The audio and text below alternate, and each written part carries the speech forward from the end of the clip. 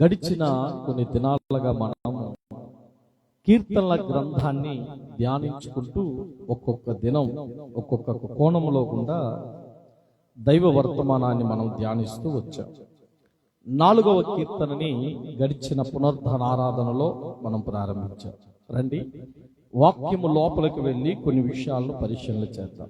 కీర్తనల గ్రంథము 4వ కీర్తన 2వ వచనాన్ని మనం మూలవాక్యంగా చదువుతాం.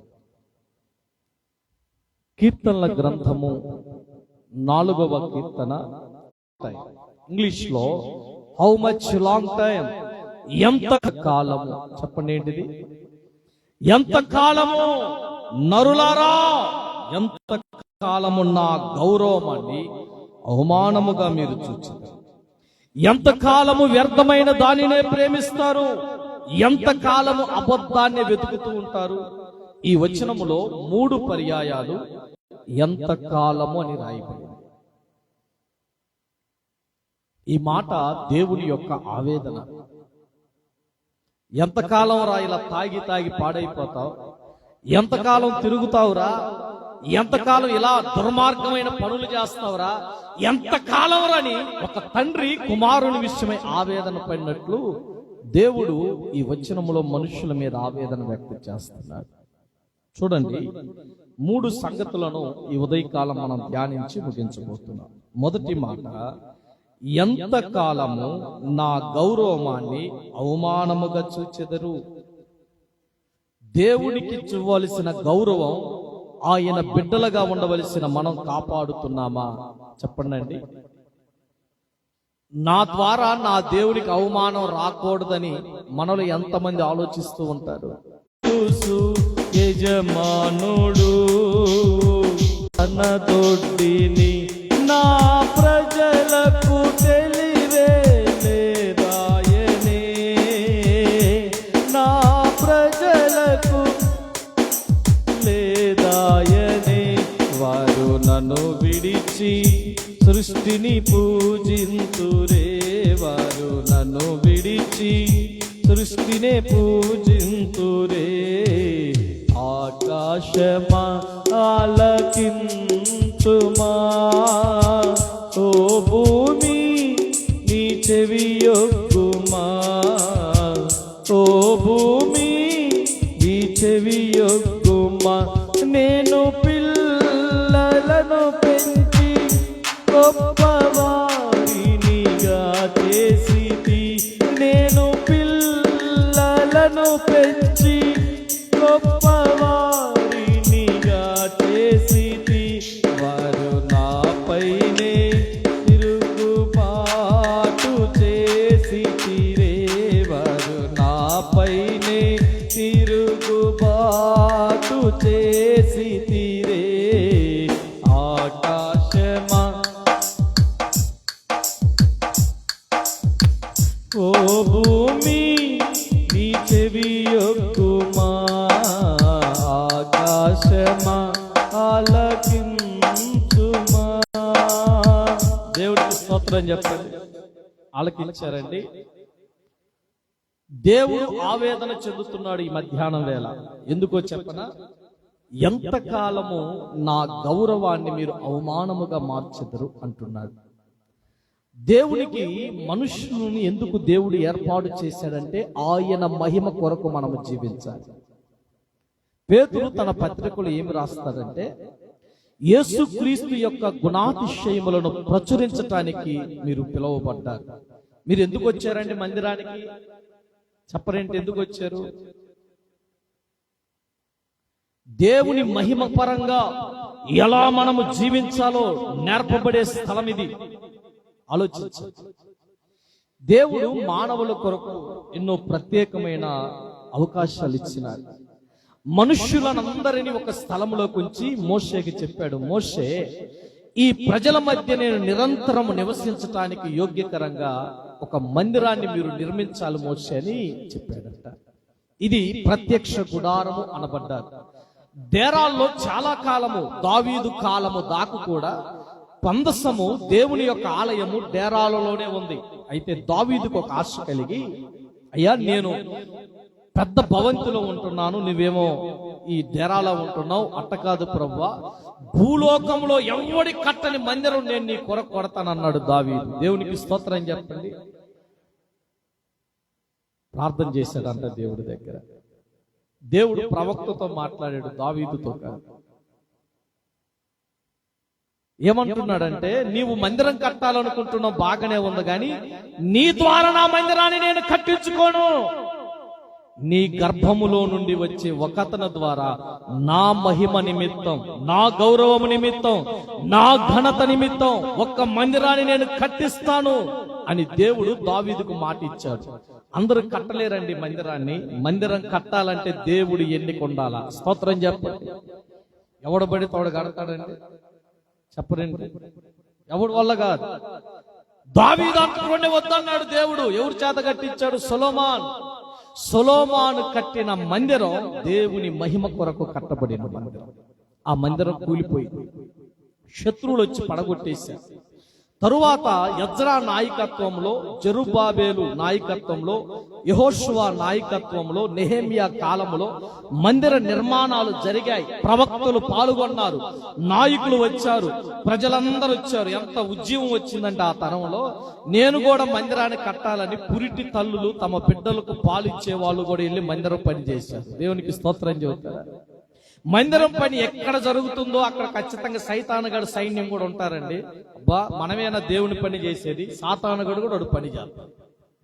కొంతమంది లేపి మందిరాన్ని ఆపటానికి ప్రయత్నం చేస్తే, బిడ్డలారా మీరు గమనించండి, రాత్రింబవళ్ళు ఒక చేతితో కత్తి పట్టుకున్నారు, మరొక చేతితో తాపి పట్టుకొని దేవుని ఆలయ నిర్మాణం జరిగించారు. దేవునికి స్తోత్రం చెప్పండి.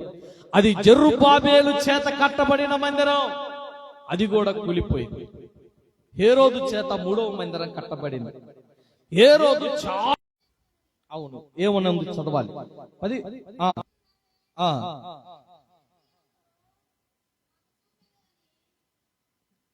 మత్తయి సువార్త 21 చదువు, 21:12 చదువు. ఏమనుంది?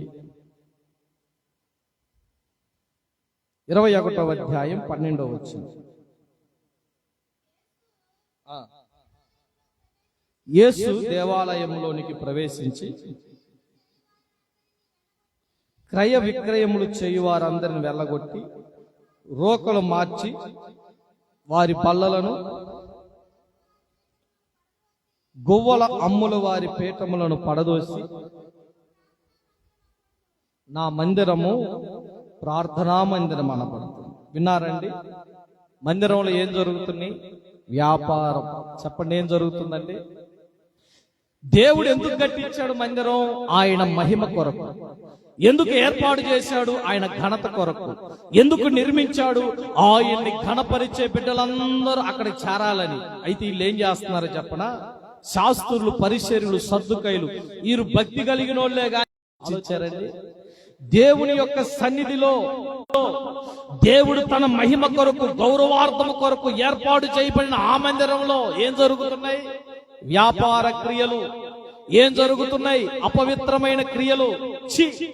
ఈ మందిరానికి అసలు వెళ్ళకూడదు అంటున్నారు జనం. ఎప్పుడు చెప్పనా? ఏలి అనే ఒక పాస్టర్ గారు ఉన్నాడు. ఆయన చాలా వృద్ధాప్యం కలిగినోడు. పరిశుద్ధ గ్రంథములో దీర్ఘకాయుడు అని చెప్పారు. అంటే ఆయన కూర్చొని చచ్చిపోయేటప్పుడు ఎట్లున్నాడంటే, ఈ బాడీ బరువు దెబ్బకి మెడ ఇరిగి చచ్చిపోయాడు. మెడ ఎనికిరిగి చచ్చిపోయాడు. జనము వాళ్ళు కొడుకులు చేసే పనికి చూసి మందిరానికి రావటానికి అసహ్యపడ్డారు. ఏం చేశారో చెప్పనా? మందిరానికి వచ్చే స్త్రీలతో అక్కడే పాపం చేస్తున్నారు. ఏంటో తప్పనని ఎవరిని అడిగితే కొడుతున్నారు. ఏలి దగ్గరికి, సార్ ఏంటి సార్ మీ అబ్బాయిలు ఎట్లా చేస్తున్నారంటే, ఈడు ఉలకడు కులకడు, ఈడు అవునడు కాదనడు, మౌనంగా చూస్తా ఉంటాడు. దేవుడు ఒక డిసైడ్ అయిపోయాడంట, నా మహిమ కొరకు ఏర్పాటు చేయబడిన షిలోహు ప్రార్థనా మందిరం, ఒకప్పుడు దేవుని యొక్క మనస్సు కలిగిన ఆ ప్రార్థనా మందిరం ఈ రోజు అవమానకరంగా మార్చబడుతుంది. అదుగో ఆ మందిరంలో అవమాన క్రియలు జరిగించే వారిని నేను లేపైపోతున్నానని దేవుడు వార్నింగ్ ఇచ్చాడు. దేవునికి స్తోత్రం చెబుతారా? ఏలీ, నీ గృహంలో, నీ ఇంటిలో ఒక్క పురుషుడు కూడా లేకుండా, ముసలితనములో చచ్చిపోయేవాడు ఎవ్వరు లేకుండా అందరు యవన కాలంలో చచ్చిపోతారు. గుర్తుపెట్టుకో, యాజకత్వం మార్చబడింది. దైవ జనాంగం మీరు ఆలకించాలండి. దేవుని మందిరం అనేది ఏంటంటే ఆయన నివసించు స్థలము. దేవునికి స్తోత్రం చెబుతారండి. అర్థమవుతుందండి? దేవుని మందిరం ఏంటంటే ఆయన నివసించు స్థలం. ఆయన నివసించు స్థలం ఎలాగుండాలంటే ఆయనకు గౌరవార్థంగా ఉండాలి. మొదటి విషయాన్ని మీకు జ్ఞాపకం చేస్తున్నా. ఎంతకాలం ఈ పని చేస్తారు మీరు? ఎంతకాలం దేవుని పనిని వ్యాపారంగా మారుస్తారు? ఎంతకాలం దేవుని సంఘములో అపవిత్రమైన క్రియలు జరిగిస్తారు మీరు? యాజకత్వం మార్చబడిన దినాన మలాకీ గ్రంథము 1వ అధ్యాయం 6వ వచనం నుండి చదవండి. ఎంతకాలము దేవుని యొక్క ఘనతను, దేవుని యొక్క గౌరవాన్ని అవమానంగా మనం చేస్తామండి? ఎంతకాలం నిన్ను బట్టి యేసుక్రీస్తు నామం ధూవించబడాలి? ఎంతకాలం నీ క్రియలను బట్టి ప్రభు నామం అవమానపరచబడాలి? అయ్యో దేవుని బిడ్డ, ప్రభు ఏడుస్తున్న ఆవేదన నీకు అర్థమైందా? అమ్మా ఎంతకాలం? అయ్యా ఎంతకాలం? సహోదరుడా ఎంతకాలం? చెల్లి ఎంతకాలం? ఎంతకాలం నిన్ను బట్టి దేవుడు గుండె వేదన పడాలి? ఆలోచించండి. మలాకీ గ్రంథం 1వ అధ్యాయం 6వ వాక్యంలో కుమారుడు, దేవుడు డైరెక్ట్ గా ఆనాటి ఇశ్రాయేల్ ప్రజలతో ఏమంటున్నాడు? కుమారుడు తన తండ్రిని గణపరచును కదా, దాసుడు తన యజమానుని గణపరచును కదా. నా నామాన్ని నిర్లక్ష్యం పెట్టే పాస్టర్లారా, నేను తండ్రినైతే నాకు రావలసిన ఘనత ఏమాయను? నేను యజమానునైతే నాకు భయపడవాడు మీలో ఉన్నాడా? సైన్యములకు అధిపతి యెహోవా మిమ్మును అడుగుతున్నాడు. దేవునికి స్తోత్రం చెబుతారండి. మీరు ఏమని ప్రార్థన చేస్తారు? తండ్రి తండ్రి. ఒక ఆయన అన్నాడు, కాంతారావు అన్న, పాస్టర్ గారు అంతా బాగానే ఉంది కానీ పరలోక ప్రార్థన చేయట్లేదు ఆయన అన్నాడు. నేను ఒక మాట చెబుతాను, మీరు ఆలకించాలి. యోహాను శిష్యులు ఉన్నారు, యేసుక్రీస్తు శిష్యులు ఉన్నారు. ఆ రోజుల్లో యేసుక్రీస్తు శిష్యులందరూ చేపలు పట్టే జాలర్లు. వీళ్ళకేం తెలియట్లా అసలు యేసు ప్రభుతో ఉన్న వాళ్ళను ఆయన ఎంత భరించాడో. నేను అదే నాకు మాదిరండి, అదే నాకు ఉద్దేశం. 3.5 సంవత్సరాలు యేసు ప్రభుతో పేతురు తిరిగాడు గాని కత్తిని మాత్రం వదల్లా. అవునా? 3.5 సంవత్సరాలు యేసు ప్రభుతో తిరిగాడు. సముద్రం మీద నడిచాడండి. అద్భుతాలు చూశాడు, అది చూశాడండి. చచ్చిపోయిన లేకపోతే అది చూశాడు, అన్ని చూశాడు. కానీ ఏం మారలేదు, కత్తిని మాత్రం వదల్లా. అమ్మా, ఎన్ని సంవత్సరాలు నువ్వు కత్తిని వదలకుండా ఉండవు? రహస్యమైందని వదలకుండా ఉండవు? వీళ్ళు అన్నారు, ప్రభువా మాకు ప్రార్థన చేయటం రావట్లేదు అయ్యా, నేర్పంటే మీకు నేర్పుతాను చూడండి అని. పరలోకమునందున్న మా తండ్రి, నీ నామం పరిశుద్ధపరచబడినాడు, నీ రాజ్యం వచ్చునుగాక, నీ చిత్తము పరలోకమునందు ఎలాగ నెరవేరునో భూమి మీద అలాగ నెరవేరునుగాక. మా అనుదిన ఆహారం మాకు దయచేయము. ఇప్పుడు చెప్పండి, మా రుణస్థులను క్షమించిన ప్రకారము. యేసు ప్రభువే నీ పాపాలన్నీ క్షమించాలి. నువ్వు క్షమించావా? చెప్పరేంటి? నీకు క్షమాపణ లేనోడు ఈ ప్రార్థన ఎందుకు చేస్తాడు? అది యేసు ప్రభు చెప్పిన ప్రార్థన. ఆయన చెప్పాడు, మీ రుణస్థులను క్షమించిన, నా రుణములను క్షమించిన ప్రకారము, నా అపరాధములను క్షమించిన ప్రకారం నేను కూడా వాళ్ళ రుణాలు క్షమించాలా. పక్కనోడు వందనాలు చెప్పు. నీకెందుకండి ఈ ప్రార్థన? దొంగ. దేవుడు డైరెక్ట్ గా మలాకి అంటున్నాడు, నన్ను తండ్రి అంటున్నారు కదా. తండ్రినైతే మీరు నా బిడ్డలైతే నాకు రావలసిన ఘనత ఎక్కడా?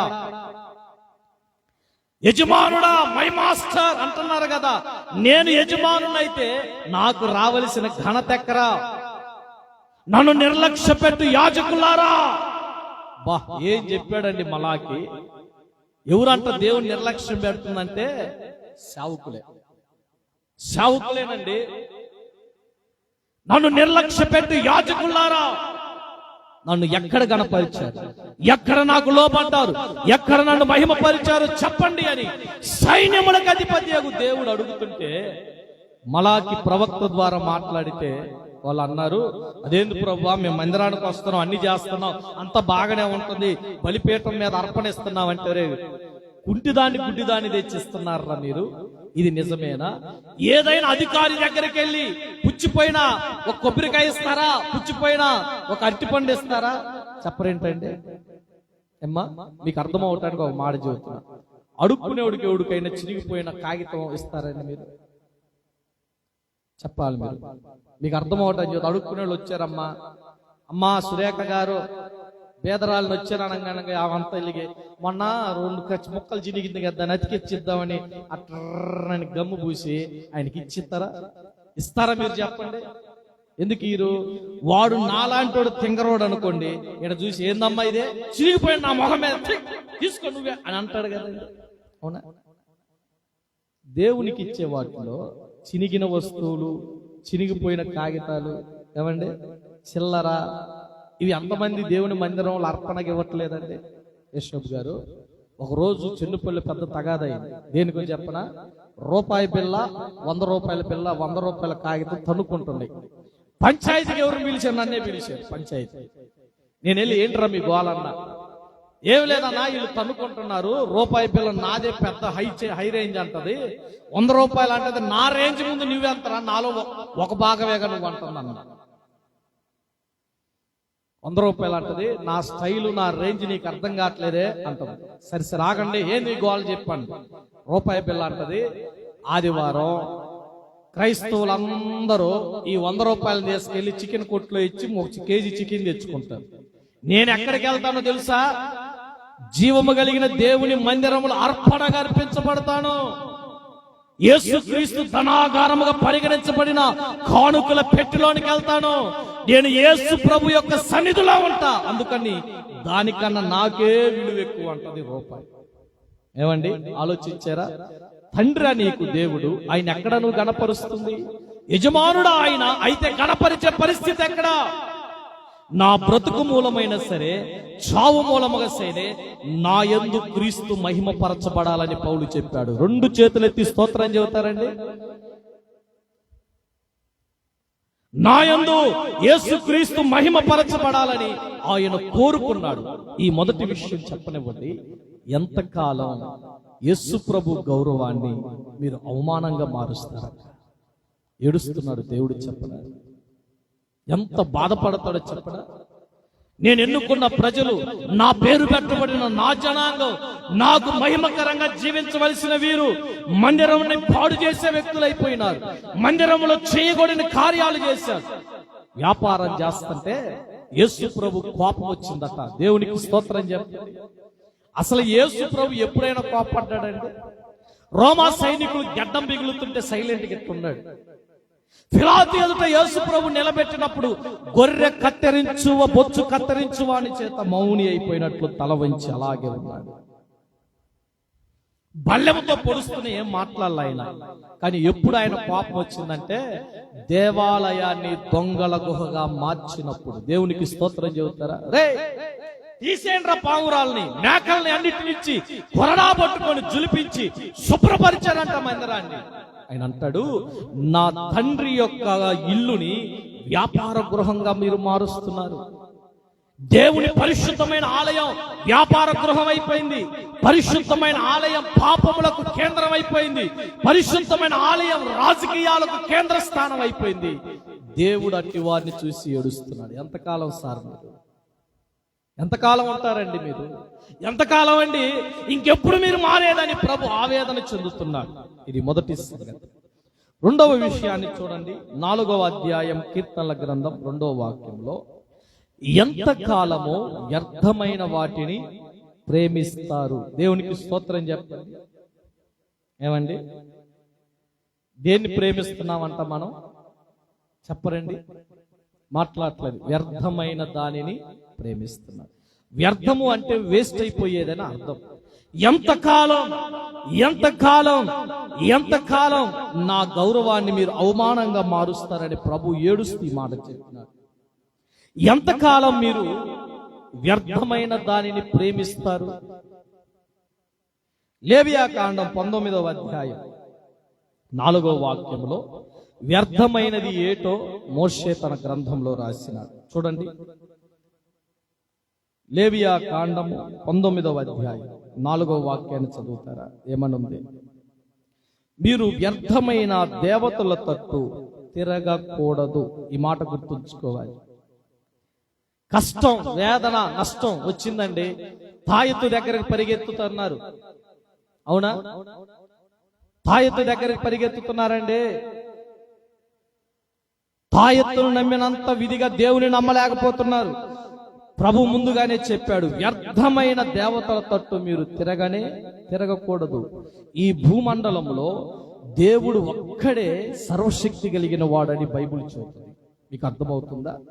నిర్గమాకాండం 20వ అధ్యాయం 3వ వాక్యంలో దేవుడు చెప్పాడు. ఈ మాట ఖచ్చితంగా మనం అందరూ వినాలి. నిర్గమాకాండం 20వ అధ్యాయం 3వ వాక్యంలో మోషే ఇశ్రాయేలు ప్రజలందరిని చూసి మాట చెబుతున్నాడు. ఏమంటున్నాడో వినండి. ఏముండకూడదండి? నేను తప్పన్నాడా? అందరూ అన్నాడా? అయ్యా వెంకటేశ్వర స్వామి, రాముల వారి స్వామి, యేసు ప్రభు స్వామి, అయ్యా ఏడున్నారు, ఏ దేవుడైతే ఏదో ఒకటి అయ్యా నన్ను కనికరించండి అయ్యా అంటున్నారు. ఒక ఆమె అంటది, ఆయన కూడా మంచోడే పాస్టర్ గారు, డాక్టర్ గారు, ఆయన కూడా మంచోళ్ళు, యేసు ఆయన కూడా మంచోళ్ళేనండి. కాదు, నేను తప్ప వేరొక దేవుడు నీకుండకూడదు.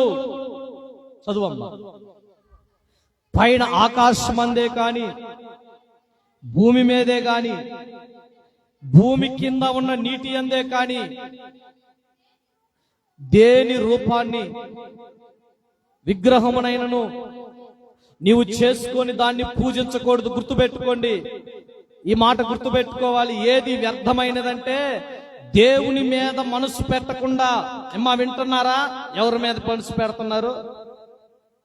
ఆకాశం అందే గాని, భూమి అందే గాని, భూమి కింద ఉన్న నీటి అందే గాని ఏ రూపాన్ని పెట్టుకొని మనం పూజించకూడదు. ఆలోచించారా మీరు? ఆలోచించారండి? నేను చాలా రోజుల క్రితం రాజుపాలెంలో ఒక మందిరంలో వాక్యం చెప్పడానికి వచ్చా. మీరు ఇప్పుడు వచ్చారు అనుకుంటున్నారు. నేను మెడికల్ చదివేటప్పుడే వచ్చా. ఆ మందిరంలో ఆ మూల ఒక దైవజనుడి ఫోటో, ఈ మూల ఒక దైవజనుడి ఫోటో పెట్టాడు. నేను కడుపు ఉబ్బరం తట్టుకోలేక అడిగి ఏందన్నా అని, నేను అట్ట చెయ్యాలి సేవ అంటున్నాడు. నేను అట్ట చెయ్యాలని పెట్టాడు ఆయన. ఏమండి, మీరు ఆలోచించాల్సిన విషయం, ఈ రోజు యేసు ప్రభు గురించి ఎరగటం కన్నా సేవకుడు గురించి ఎరిగే వాళ్ళు ఎక్కువగా ఉన్నారండి. ఆలోచించారా? పాస్టర్స్ కి ఫ్యాన్స్ అయిపోతున్నారు, సేవకుణ్ణి విగ్రహంగా చేసుకునే వ్యక్తులు అయిపోతున్నారు. బైబిల్ చెబుతుంది అది వ్యర్థమైనదట. గుర్తుంచుకోండి, వ్యర్థమైన వాటిని నువ్వు ప్రేమిస్తున్నావు. నీవు ప్రేమ సంపూర్ణముగా పూర్ణ హృదయముతో యేసు ప్రభుని ప్రేమించాలే తప్ప ఆ ప్రేమను దొంగలించే ఏది నీ జీవితంలో ఉండకూడదు. సార్, నేను ఎవరిని ఎక్కువగా ప్రేమిస్తున్నావు సార్? మీ ఆవిడ. ఎవరు సార్ నీకు ఎక్కువగా ఇష్టం? మీ పిల్లలా? ఆ కొంతమందికి ఉంటదండి అదే దాని మీద, వ్యర్థమైన దాని మీదే మనసు. ఆ వ్యర్థమైన దానిని ఎంతకాలం ప్రేమిస్తారా? నా ప్రేమ అర్థమైందా? నా మనసు అర్థమైందా? నేను మీకోసం చేసిన యాగం, బలియాగం తెలిసిందా మీకు? వ్యర్థమైన వాటిని అనుసరిస్తున్నారట, వ్యర్థమైన వాటిని ప్రేమిస్తున్నారట మనుషులు. అర్థమవుతుందండి? మనుషులు వ్యర్థమైన దానిని చూసి వాటిని హృదయములో కావాలని కోరుకుంటూ ఉన్నారని సొలొమోను తన గ్రంథంలో రాశాడు. 23వ అధ్యాయము సామెతల గ్రంథం మొదటి నుంచి కొన్ని సంగతులు చదవండి కూలంకషంగా. వ్యర్థమైనది ఏమిటంటే ఏ రూపాన్ని కూడా మనం చేసుకోకూడదు. ఇది వ్యర్థమైనది. మరొక మాట చదవండి. సామెతల గ్రంథం 23వ అధ్యాయం మొదటి వాక్యంలో ఏముంది? విశ్వాసులారా, ఈ మాట మీరు బాగా వినాలా. ఏలికతో భోజనము చేయ కూర్చుండి ఎడల నీవు ఎవరి సమక్షంలో ఉన్నావో బాగుగా యోచించు. నీవు తిండిబోతువైనడలా గంతి కత్తి పెట్టుకోమన్నాడా, కసక్కర కోసుకోమన్నాడా? ఎరుతక్క ఏలికలతో రాజుల భోజనం. వెంకటరావు గారు, మీరు మా ఇల్లు కట్టారు కాబట్టి భోజనానికి రండి అన్నారు. యేసుమక్క సరే ఈయన అన్నాడు. పాపం నేను ప్రేమతో పిలిచారు కాబట్టి వెళ్ళాడు. వెళ్ళంగానే మటను పొట్టేలు వేసాడు, తలకాయ వేసాడు, కాళ్ళు కొట్టాడు, బాగా పెట్టాడు. చూడంగానే అసలు చూడు ఎందుకు చేశాడు, నువ్వు లేకముందు ఏం చేశాడు అది? ఆవురావురమంటూ ఇది వ్యర్థమైందట, గుర్తుపెట్టుకోవాలి. దేవుడు మనకిస్తున్న మాట. సొలొమోను అన్నాడు, అసలు వ్యర్థమైన దాన్ని మనుషులు ఏం ప్రేమిస్తున్నారు? తిండిని ప్రేమిస్తున్నారు. చెప్పరేంటండి? దేన్నండి? బోవా బాగా మటన్ పెట్టారన్నా, నువ్వు తినాలనుకున్నబ్బా ఆవురావురు మంటుందని చూస్తున్నారు. గబ్బగబ్బ తినంగానే వెనకంటాడు, వెంకట్రావు తిండిపోతాడు రా అంట. ఏలికలతో నువ్వు కూర్చున్నప్పుడు వారి భోజనము నువ్వు ఆశించకూడదు. ఎందుకో చెప్పనా? అది రాజుల భోజనం. నీ ఆధ్యాత్మిక విలువ ఎప్పటికీ తగ్గకూడదు. దేవునికి స్తోత్రం చెబుతావా? దీన స్థితి యందునా సంపన్న స్థితి యందునా, దీన స్థితి యందునా సంపన్న స్థితి యందునా, నడిచినను ఎగిరినను సంతృప్తి కలిగి ముందునే, నడిచినను ఎగిరినను సంతృప్తి కలిగి ఉందునే. నిత్యము ఆరాధనకు నా ఆధారమా, స్తోత్ర బలులు నీకే అర్పించెదనేసయ్యా. నిత్యము ఆధారమా, స్తోత్ర బలులు నీకే అర్పించెదనేసయ్యా. రాజా జగమెరిగిన నా యేసు రాజా, రాగాలలో అనురాగాలు కురిపించిన మన బంధము అనుబంధము, మన బంధము అనుబంధము. విడదీయగలరా ఎవరైనను మరి ఏదైనను, విడదీయగలరా మరి ఏదైనను. రాజా జగమెరిగిన నా యేసు రాజా. దేవునికి మహిమ కలుగునుగాక. వ్యర్థమైన వాటిని మనుష్యుడు ప్రేమిస్తున్నాడట. ఏది వ్యర్థమో అన్న సంగతులను చూస్తున్నాం. ఒకటి, లోకములో ఉన్న దేవతలు విగ్రహములు వ్యర్థమైనవి, అవి ఎవరికి ఉపయోగం. రెండో విషయం ఏంటండి? సొలొమోను చెప్పాడు, బాబు ఏలికలతో నువ్వు కూర్చున్నప్పుడు వాడి రుచి కలిగిన భోజనాన్ని చూసి ఆశపడ్డావా, ప్రమాదంలో పడతావయ్యా. ఇక తెల్లారి వచ్చిన కాంచి అమ్మా యేసుమా ప్రార్థన చెయ్యే, ఓ యేసుమా ప్రార్థన చెయ్యతే ఏమనిద్ది? తిరగపోతే ఏమైందయ్యా, తిరగపోతే ఏమైందయ్యా. ఒరే ఎందుకు ఆ బాధ, ఎందుకు ఆ సుఖం? నేను ఒక మాట చెప్పనా? ప్రేమ కలిగిన చోట ఆకుకూరలతో భోజనము చేయటం ఉత్తమం అట. ప్రేమ లేని చేట మాంసము తినుట కన్నా ప్రేమ కలిగిన చాట 4 పచ్చడి మెతుకులు తినటం ఎంత ప్రేమ కలిగిన విషయం అండి. నిన్ను ప్రేమించే వ్యక్తుల దగ్గర 4 పచ్చడి మెతుకులు తిన్నా అది కడుపు నిండా ఉంటది. వ్యర్థమైన వాటిని ఆశించొద్దు. ఏది వ్యర్థం అంటే రాజుల భోజనం వ్యర్థం అండి. అధికారుల యొక్క ఉన్నతమైన భోజనం, దాన్ని చూసి ఆశపడకూడదు మనం. అది ఒకవేళ విగ్రహార్పితమైతే అది నీ ఆధ్యాత్మిక జీవితానికి క్షేమం కాదు. కొనసాగించండి. ఏమన్నాడు తరువాత? 4వ వాక్యములు ఏమన్నాడు? ఐశ్వర్యమును పొంద ప్రయాసపడకము, నీకట్ట అభిప్రాయం కలిగినను దాన్ని విడిచిపెట్టుము. నీవు దాని మీద దృష్టి నిలిపిన తోడనే అది లేకపోను, నిశ్చయముగా అది రెక్కల ధరించి ఎగిరిపోతుందట. దేవునికి స్తోత్రం చెప్పండి. బతకడానికి సంపాదించండి, తప్పని నేను అనను. కుటుంబాన్ని కట్టుకోవాలా, కుటుంబాన్ని బాగుగా ఏలనవాడు అధ్యక్ష పదవికి పనికిరాడనే వాక్యం చెప్పబడింది. అర్థమవుతుందండి? మొదట కుటుంబాన్ని కట్టితేనే సంఘం కట్టబడింది. కుటుంబం కట్టబడకుండా సంఘ జీవితం కట్టబడదు. కుటుంబ వ్యవస్థల్లో బలమైన స్థితి లేకుండా సంఘములో బలమైన పరిపక్వత రాదు అని నేను విస్తారంగా చెబుతూ ఉన్నాను. ఈ మాటలు గుర్తుంచుకోవాలి. ఐశ్వర్యవంతులు అవ్వాలనే ఆశ వ్యర్థమైందట. సంపాదించటం తప్పు కాదండి, దేవుణ్ణి వదిలిపెట్టి పరిగెత్తొద్దు. దేవుణ్ణి వదిలిపెట్టి పరిగెత్తే సొలొమోను చెప్పాడు, అయ్యా డబ్బు కావాలంటున్నారా, ఆదివారం కూడా పని అంటున్నారా, ఆదివారం కూడా ప్రార్థన ఏముందలే, వాగులో ప్రార్థన ఎప్పుడు చెప్పేదే కదా, ఏ ఉందలే అని పరిగెత్తారా. బైబుల్ ఏం చెబుతుందో చెప్పనా? దాని మీద నీకు దృష్టి ఉంటే అది రెక్కలు గట్టుకొని నీ యొద్ద నుండి ఎగిరిపోయిద్దట. దేవునికి స్తోత్రం చెప్పండి. అబ్బా, పెట్ట దొరికినట్టే ఉంటదండి. అమ్మో, ఆడకపోయేలేకి వత్తది అనుకునే ఎగిరిపోతుంది. సిల్లు సంచులో వేసిన రూపాయి అవుతుంది. ఎంత కష్టపడినా కనపడదు. ఇది వ్యర్థం.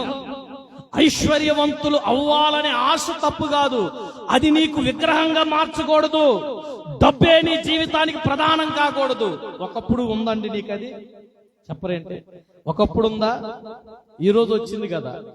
ఒకప్పుడు లేని ఈ రోజు నీకు ఇచ్చాడు కదా దేవుడు. ఇచ్చిన దేవుణ్ణి మహిమపరచకుండా, ఇచ్చిన దేవుణ్ణి ప్రేమించకుండా డబ్బునే ప్రేమిస్తున్నారు. ఎంతకాలం వ్యర్థమైన దాన్ని ప్రేమిస్తారండి.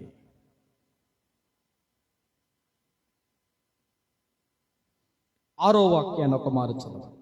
సామెతల గ్రంథం 23:6. చివరి సంగతులు చెప్పి ముగిస్తాను. వ్యర్థమైన వాటిని ఎంతకాలం ప్రేమిస్తారు మీరు? ఏది వ్యర్థం అంటే, లోకములో ఉన్న విగ్రహములు వ్యర్థమట. రాజుల భోజనం ఆశపాట వ్యర్థమైన పని.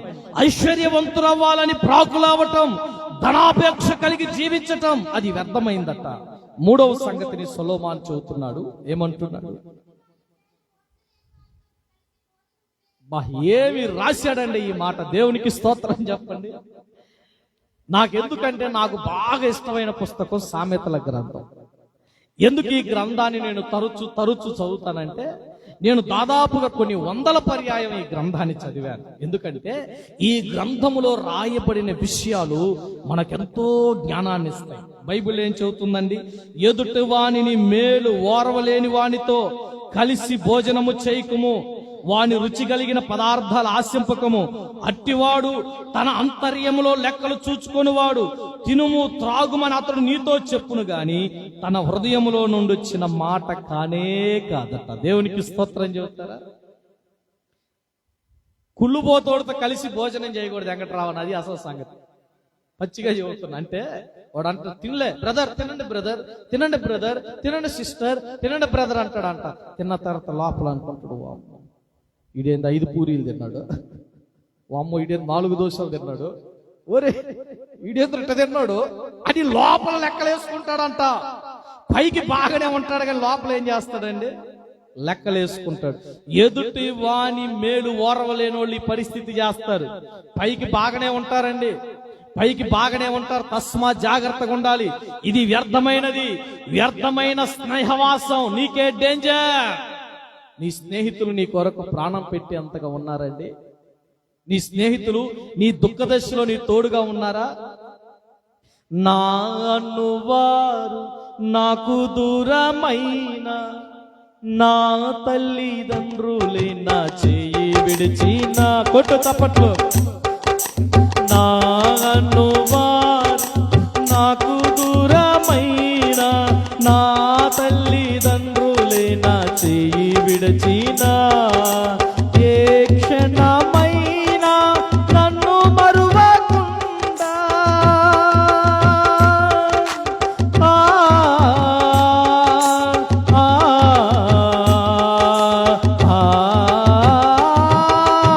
ఏ క్షణమైనా నన్ను మరువకుండా నీ చేతితో నన్ను హత్తుకుంటివే, నీ చేతితో నన్ను హత్తుకుంటివే.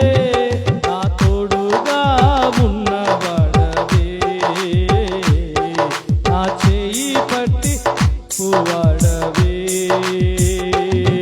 నా తోడుగా ఉన్నవాడవే, పట్టి నడుపువాడవే, నా పక్షముగా నిలుచువాడవే, నా పక్షముగా నిలుచువాడవే, నా ధైర్యము నీవే యేసయ్యా, నా ధైర్యం నీవే యేసయ్యా, యేసయ్యా, యేసయ్యా, యేసయ్యా. కృతజ్ఞత స్తుతులు నీకేనయ్యా, కృతజ్ఞత స్తుతులు నీకేనయ్యా. దేవునికి స్తోత్రం చెప్పండి. వ్యర్థమైన వాటి మీద మనసు పెట్టొద్దు బిడ్డ. మేలు ఓర్వలేని వాని మీద నీ గురి నిలపొద్దు. వీళ్ళు నిన్ను ఖచ్చితంగా అబాసు పాలు చేస్తారు. అందరూ మంచిగా ఉన్నంత మాత్రాన మంచోళ్ళండి. జ్ఞానము కలిగి వ్యవహరించాలి. డబ్బులుంటే వెంకటరావు మా ఓడు అంటాడు, లేకపోతే వాడెవడో మాకు తెలియదు అంటాడు. ఎదుటి వాని మేలు ఓర్వలేని వ్యక్తులతో కలిసి భోజనం చేయొద్దు. వాడు పైకి తినుము బిడ్డ, తాగుము బ్రదర్, తినండి బ్రదర్ అంటాడు గాని హృదయంలో ఏముంటది అంటండి, లెక్కలు చూసుకుంటాడు. అమ్మో ఎంత ఖర్చు అయింది, ఎంత ఖర్చు అయింది, ఎంత ఖర్చు అయింది. ఇది వ్యర్థమైన సహవాసం. ఏది వ్యర్థము అంటే సొలొమోను 3 సంగతులు చెప్పాడు. ఒకటి, రాజుల భోజనాన్ని ఆశపడకూడదు. మంచి భోజనము కొరకు భక్తి జీవితాన్ని పాడు చేసుకోకూడదు. రెండవ విషయం ఏంటంటే, రెండవ సంగతి చెబుతున్నారు, ఐశ్వర్యము సంపాదించాలనే ఆశ అది దేవుని కన్నా ఎక్కువగా ఉంటే నీ దగ్గర నుంచి డబ్బు వెళ్ళిపోద్ది సార్ బాయ్ అని. కొందరు ఏమన్నారు చెప్పనా, ధనము వేశ్య వంటిదట. చెప్పేటప్పుడు నేను వస్తున్నానని చెప్పదు, పోయేటప్పుడు నేను పోతానని చెప్పదు. ఉందలే అని అనుకునే లోపు అది వెళ్ళిపోద్ది. ఒంటరిగా చేసి వెళ్ళిపోవటానికి అది నిబంధన కలిగిన స్త్రీయా, నిబంధన కలిగిందా, కట్టుబడే వ్యక్తిత్వం కలిగిందా? కాదు. నిలకడ లేని వ్యక్తిత్వం వేసుకుంటది, ధనానికి అలాగే. దాని మీద మనసు పెట్టొద్దు. దేవుడు ఐశ్వర్యమునివ్వగలడు. నమ్మినోళ్ళు స్తోత్రం చెప్పండి. దేవుడే మనుష్యులను ధనవంతులుగా చేయగలడు. దేవుడే మనుష్యులను అత్యున్నతమైన స్థాయిలో నిలపగలడు. ఆయన మీద నీ గురి ఉన్నంత కాలం లోకం నీ అమ్మడి పరిగెత్తుతూ వస్తుంది. దేవునికి స్తోత్రం చెబుతారా? యేసు ప్రభు వైపు మనం వెళ్తున్నాం అనుకోండి, డబ్బులు కాళ్ళెంబడి పరిగెత్తుతున్నాయండి. ఇవన్నీ ఎలా జరుగుతున్నాయి అనుకుంటున్నారు? పరిచర్య అంత జరగటానికి కారణం ఏంటనుకుంటున్నారు? ధనవంతులు కాదు, ఆర్థిక సంపద కలిగిన వాళ్ళు కాదు. ప్రియుడా, ఈ విషయం మర్చిపోవద్దు. నీవు మేలు ఓర్వలేని వ్యక్తుల మీద గురి నిలిపి వాళ్ళేదో నాకు చేస్తారని, వాళ్ళేదో నన్ను వరగపరుస్తారని నువ్వు వెళ్తున్నావు. ఏం చేస్తారో చెప్పన, పైకి బాగానే ఉంటారు కానీ లోపల లెక్కలు చూసుకుంటారు. వారి వ్యర్థమట. అందుకే దావీదు ఒక ప్రార్థన చేసినాడు. 119వ కీర్తన చివరి సంగతులు చూడండి. 119వ కీర్తన 37వ వాక్యములో దావీదు భక్తుడు చేసిన అద్భుతమైన ప్రార్థన ఈ వచనాల్లో మనం చూడవచ్చు. వ్యర్థమైన వాటిని చూడకుండా అయ్యా నా కన్నులను త్రిప్పివేయము, నీ మార్గములో నడుచుకొనుటకు నన్ను బ్రతికింపము. దేవునికి స్తోత్రం చెప్పండి. ఏమి రాశాడండి ఈ మాట? ఏం చెప్పాడండి? ఏం ప్రార్థన అండి? ఈ ప్రార్థన చేసాము మనం. అయ్యా వ్యర్థమైన వాటిని చూడకుండా నా కళ్ళు త్రిప్పివేయి నాయన, నేను నీ మార్గములో నడుచున్నట్లు నన్ను నడిపించయ్యా. ఎంత గొప్ప భాగ్యం, ఎంత గొప్ప ప్రార్థన అండి ఇది. వ్యర్థమైన వాటిని చూడకుండా ప్రభువా నా కళ్ళు త్రిప్పివేయి. ఒకవేళ ఆ వ్యర్థమైన వాటిని చూసి చూసి చూసి చూసి నేను వ్యర్థున్నైపోతానేమో, వ్యర్థమైన వాటి మీద ఆశ పడి పడి పడి నేను వ్యర్థున్నైపోతానేమో. పరిశుద్ధ గ్రంథంలో ఒక మాట ఉంటుంది, అబద్ధమైన వాటిని ఎంతకాలం ప్రేమిస్తారు అని ఆ వచనాల్లో రాయబడి. ఈ ఒక్క మాట చూస్తాను, చూడాలి. వ్యర్థమైన వాటి మీద మనసు పెట్టొద్దండి. అది వ్యర్థం అన్నది సంగతి తెలియట్లా. ఈరోజు మనుష్యులందరూ ఎలాగున్నారంటే అబద్ధాన్ని ప్రేమిస్తున్నారు. అబద్ధమైన ప్రేమ, అబద్ధమైన మాట, అబద్ధమైన పలకరింపు, అబద్ధముతో కూడిన బంధుత్వం, ఇవన్నీ మనుషులు ప్రేమిస్తూ ఉన్నారట. ఎంతకాలం అబద్ధాన్నే ప్రేమిస్తారు? నిజమును వెతుకులాడే వ్యక్తులు ఎవ్వరూ లేరని వాక్యంలో చెప్పబడుతున్న మాట. 52వ కీర్తన 3వ వాక్యంలో ఒక మాట ఉంది, చూడస్తారా త్వరగా? 52వ కీర్తన 3వ వచనంలో ఏముందండి? మేలు కంటే కీడు చేయుట, నీతి పలుకు కంటే అబద్ధము చెప్పుట నీకిష్టమా? కపటమైన నాలుక గలవాడా, అధిక నాశనకరమైన మాటలే నీకిష్టమా? బా, ఏవి రాస్తున్నాడండి? ఈ మాట విన్నారా? జాగ్రత్తగా మీరు వినాలి. ఎంతకాలం అబద్ధమాన్ని ప్రేమిస్తారంటే మనుషులు ఎలాగున్నారో చెప్పనా? మేలు కంటే కీడు చేయటమే, నీతి పలకటం కన్నా అబద్ధం పలకటమే నీకిష్టమా? ఏమ్మా, ఉన్నారా ఇక్కడ? ఉన్నారా? నా వైపు చూడండి ఒకసారి, మీరు చెప్పండి. రోజు మేము నిజమే చెబుతాం అన్న వాళ్ళు ఉన్నారా మనలో? సార్, తల్లి చెప్పాలి, ఏది ఇష్టం? నిజం చెప్పటం, అబద్ధం ఇష్టమా? ఒక ఆయన అన్నాడు, 100 అబద్ధాలు ఆడైనా పెళ్లి చేయాలి సార్ అన్నాడు. మరి పెళ్లి అబద్ధాల మీద చేస్తే తర్వాత ఎవడికి నష్టం? మా పెళ్లి అయ్యేటప్పుడు ఒక ఆయన ఉన్నాడు, సార్ వాళ్ళ నాన్నోళ్ళకి చేపల చెరువులు తెగుండయండి, చేపల చెరువులు వాటాలు ఉండయి, నీకెందుకు చేసుకున్నాడు. వాడు ఒక అబద్ధకూరుడు. నేను నిజమే అనుకున్నానమ్మ. తర్వాత తెలిసింది నిజం, చేపలే చేపలు, ఏమి లేవు. అబద్ధమును ప్రేమించుట, అబద్ధాన్ని ప్రేమిస్తున్నారు మానవుడు. కొన్ని విషయాలు చెబుతున్నాను, వినాలి. ఇర్మియా గ్రంథము 9వ అధ్యాయం 4వ వాక్యంలో భక్తుడైన ఇర్మియా ఏమంటున్నాడో మీరు ఆలోచించాలి. ఇర్మియా గ్రంథము 9వ అధ్యాయము 4వ వాక్యం చదవండి త్వరగా.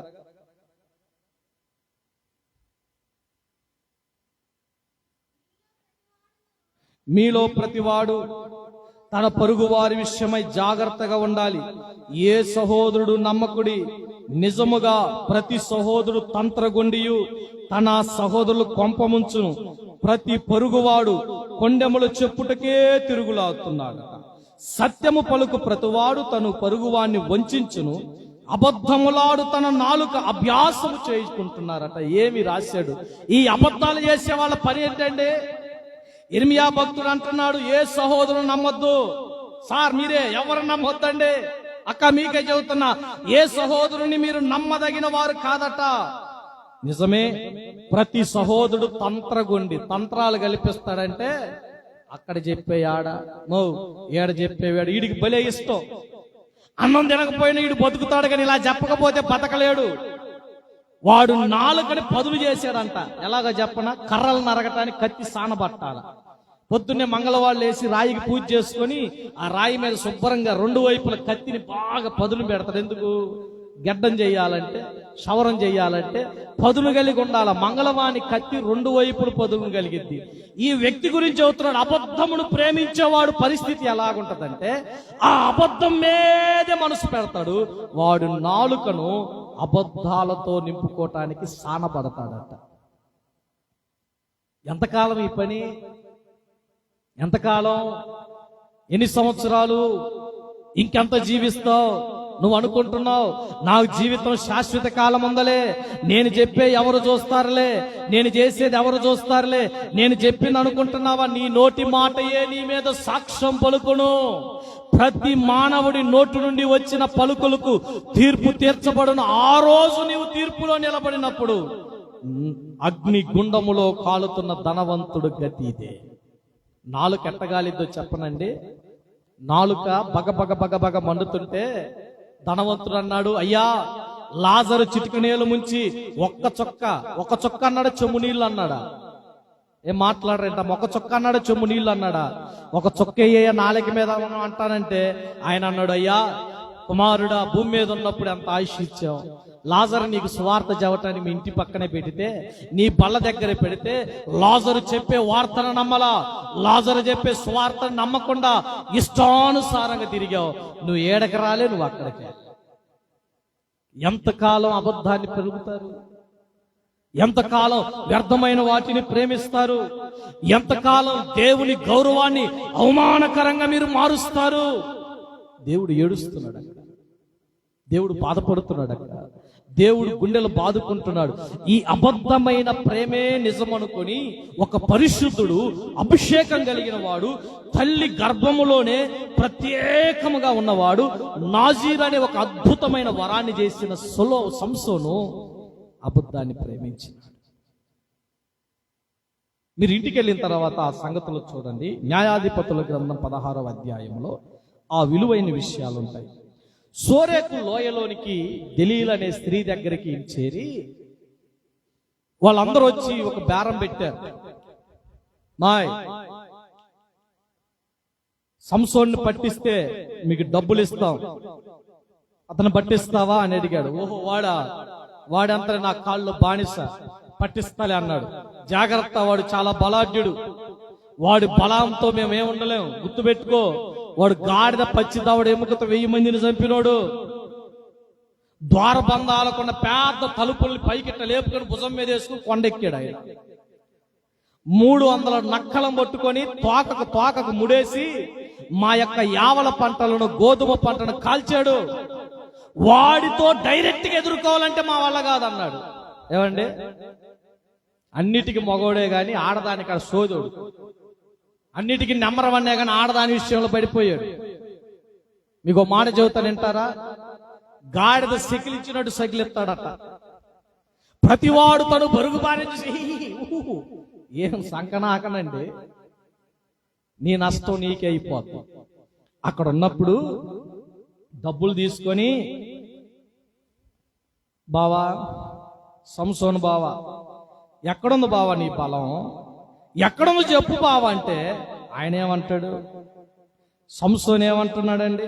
ఏమి లేదమ్మా, నన్ను 7 నిరవంజి చువ్వలతో కానీ నన్ను బంధిస్తే నేను సామాన్యులు ఒకళ్ళు అయిపోతానంటే 7 నిరవంజి చువ్వలు తీసుకొచ్చి బంధించి, బావా వచ్చాడు బావా, ఫిలిస్తీన్ లే బావంటే ఇలాగన్నాడు. ఎక్కడ నూలు పోగు దిగినట్టు దిగిపోయినాయి. ఊరి దుర్మార్గుడు, నన్ను మోసం చేసావు బావా. మరలా సాయంత్రానికి అనేది, బావా ముందేమని వేస్తావు బావా, టచ్చింగ్ అని ఏమంటావు బావా, నీ బలం దేంట్లో ఉంది బావా? నా బలమా, కొత్తగా పేలిన 7 తాళ్ళుతో నన్ను కట్టేస్తే నా బలం పోయింది అన్నాడు. 7 పేటలు కలిగిన తాళ్ళుతో కట్టేసి అంటది సంసోను, బావా ఫిలిస్తీన్లు వచ్చారు బావా అనంగానే మళ్ళీ రెల్లు తగిలి, నిప్పు తగిలితే రెల్లు ఎలాగ ఊడిపోయింది అలా టక్కన లేచాడట. వాళ్ళు అన్నారమ్మాయి, వాడు నిజం చెప్పట్లేదు, వచ్చినప్పుడల్లా మేము పారిపోలేక చచ్చిపోతాడు, వాడు చేతిలో పడితే ఎక్కడ చేస్తామని భయం మాకు అంటే, బావా నా మీద నీకు నిజంగా ప్రేమ ఉంటే, ఈరోజే ప్రేమ ఉంటే బావా నిజం చెప్పు బావంటే సరసాలకు లేచాడు అయ్యగారు. సరసాలకండి ఏం చేశాడు? 7 జల్లయి నాకు, ఎన్ని జల్లు? 1 జల్లేక అల్లాడి చస్తున్నారు. నేను చిన్నతనంలో మా ముసలం ఒక ఆమె ఉందండి, రోబో సవరం వేసేది, నా బాగా గుర్తు. ఇప్పుడు లేవులేండి అది.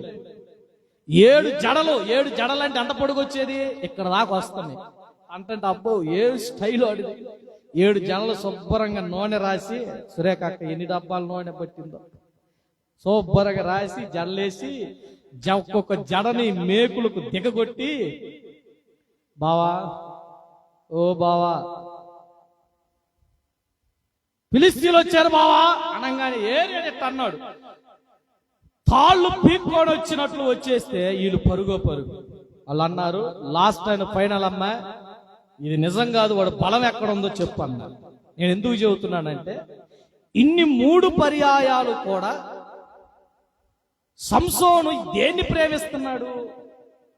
ఈ మాట చెప్పటానికి చెబుతున్నా. ఈ మాట దేన్ని ప్రేమిస్తున్నాడండి? దెలీలానే కదా. అది నిజమైన ప్రేమ? అది నిజమైన ప్రేమ అంటారా? ఆ ప్రేమలో నిజముందంటారా? ఆ ప్రేమలో యథార్థత ఉందంటారా? ఆ ప్రేమలో కల్మషం లేదంటారా? అబద్ధాన్ని ప్రేమిస్తున్నాడు. ఒక జ్ఞానం కలిగిన వాడు, అభిషేకం కలిగిన వాడు, నాజీరువతం చేయబడిన వాడు, తల్లి గర్భములోనే ప్రత్యేకంగా ఉద్దేశం మేరకు ఏర్పాటు చేయబడిన వాడు ఇన్ని పర్యాయాలు అబద్ధాన్ని ప్రేమిస్తున్నాడు. దైవ జనాంగమ్మ, పాపం అనుకున్న బలం ఇలాంటిది. నువ్వు బయటికి రావాలనుకుంటావు కానీ నీ వల్ల కాదు. అక్కడి నుంచి బయటికి ఓడుకోవాలనుకుంటావు, రాలేవు. మరణము కన్నా బలమైన వల అదేమిటంటే జారపు స్త్రీ వల. ఆ వలలో పడినోడు బ్రదర్ అయిపోయినట్టే. బలాఢ్యులు సైతమే పడిపోయారు, కండలు తిరిగిన వాళ్ళే పడిపోయారు. నువ్వెంత పెద్ద పెద్ద అభిషిక్తులే పడిపోయారు. దినానికి 7 మార్లు పర్యాయ ప్రార్థన చేసి దావీదు లాంటి పడిపోయారు. నువ్వెంత? పాపముకున్న బలం అలాంటిది. ఎంతటో నేను ఆకర్షిస్తుంది, ఎంతటో నేను అది ఆకర్షిస్తుంది. ఆ బలము అనేది చాలా భయంకరం. చివరికి చెప్పాడండి వాస్తవం, నా బలము నా జుట్టులో ఉంది, నా జుట్టు నాలో నుండి పోతే నా బలం నా నుండి తొలగిపోయిద్దని అన్నట్లుగానే సున్నగా గుండు కొట్టించిన తర్వాతే వాస్తవం తెలిసిద్దండి. దెబ్బ తగిలిన తర్వాత నిజమైన ప్రేమ తెలిసిద్ది, యథార్థమైన మనస్సు తెలిసిద్ది. కళ్ళు ఓడబీక తీసి దాగోను గుడిలో తిరగలు విసురుతూ ఇబ్బందులు పడుతున్నప్పుడు అప్పుడు చేశాడు ప్రార్థన. దేవునికి స్తోత్రం చెబుతారు, అయ్యా ఒక్కమారు కరుణించు, ఒక్కసారి నన్ను కరుణించు. నేనెందుకు పుట్టాను నాకు అర్థమైంది ప్రభువా, నేనెందుకున్నానో నాకు అర్థమైంది అయ్యా, ఒక్క పర్యాయం నన్ను కరుకరించు అని ప్రార్థన చేశాడట. ఆ దాగోను గుడిలో 2 స్తంభాల మీద కట్టబడిన గుడికి ఆ ప్రాంతంలో ఉన్న ప్రజలందరూ వచ్చారు, ఈయన ఎట చంపుతున్నారో చూద్దామని. అందరిని ఒకేసారి చంపేశారు. 40 సంవత్సరాల న్యాయాధిపతి చరిత్ర ముగియబడింది. ప్రియులారా, ఎంతకాలం వ్యర్థమైన వాటిని ప్రేమిస్తారు? ఏది గొప్ప ప్రేమ చెప్పడా?